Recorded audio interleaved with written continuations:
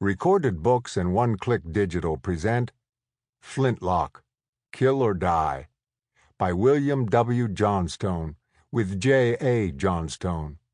Narrated by Tom Stechschulte.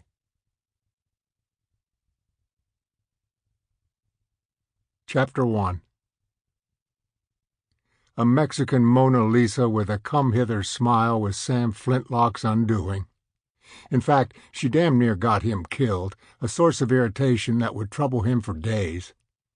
The girl held open the blanket that served as a door to the cantina, stood to one side, and beckoned to him. Now, a man of Flintlock's experience should have heeded the warning signs. A woman who wore a red clinging dress, yes, cut up to there, that barely covered her breasts, a tightly laced corset, and high-heeled ankle boots was obviously up to no good. But the beautiful femme fatale wore an eye patch of scarlet leather adorned with a thin pocket watch, and Flintlock was fascinated. How readily he ignored the two expensive horses standing hip-shot at the hitching rail, one of them bearing an elaborately engraved silver saddle with the initials A.P. on the back of the cantle. A man of the West like Flintlock should have wondered if those initials could possibly be those of Alphonse Plume, the Nacogdoches draw fighter. But the smiling seductress showed a deal of tanned thigh under fishnet stockings and black garters, and Flintlock threw caution to the winds. He advanced on the girl with a smile on his homely face and a song in his heart. It was a bad move, and one he'd very soon regret. After the heat and searing brightness of the southeast Texas day, the cantina was cool and dark, lit by oil lamps. The odor of peppers and ancient human sweat hung in the air. The girl took Flintlock's hand in hers and led the way to a table. Her one good eye stared into Sam's pair of good ones, flicking between the two, and she said, "Buy poor little Conchita a drink, big boy." She smelled musky, like desert flowers. "Sure," Flintlock said. "Name your poison, little gal." Conchita lifted her head and yelled, in a now brassy voice, "Carlos, tequila!"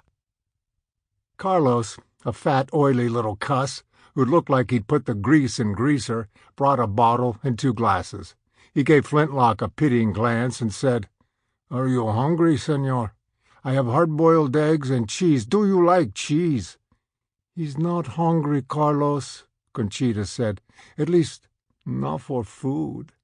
She smiled and rested her little chin on the palm of her hand, and the dozen or so silver bracelets on her arm chimed. "You're very handsome, senor," she said. "We will enjoy ourselves tonight, I think."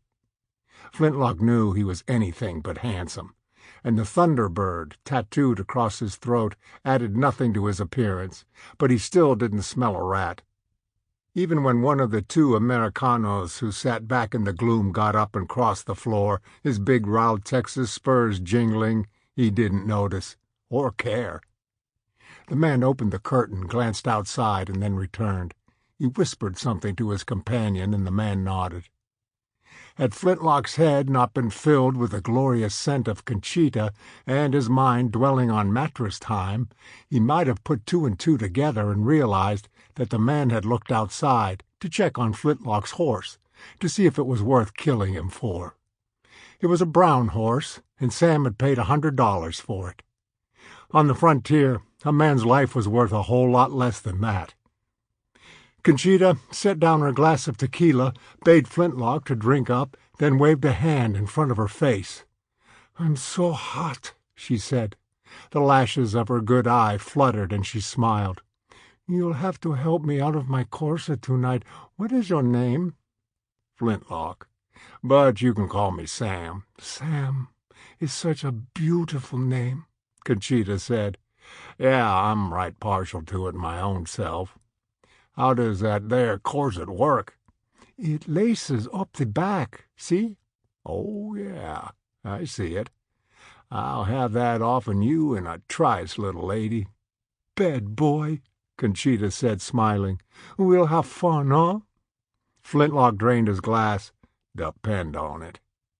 Then a man's voice, loud, command. Sample complete. Ready to continue?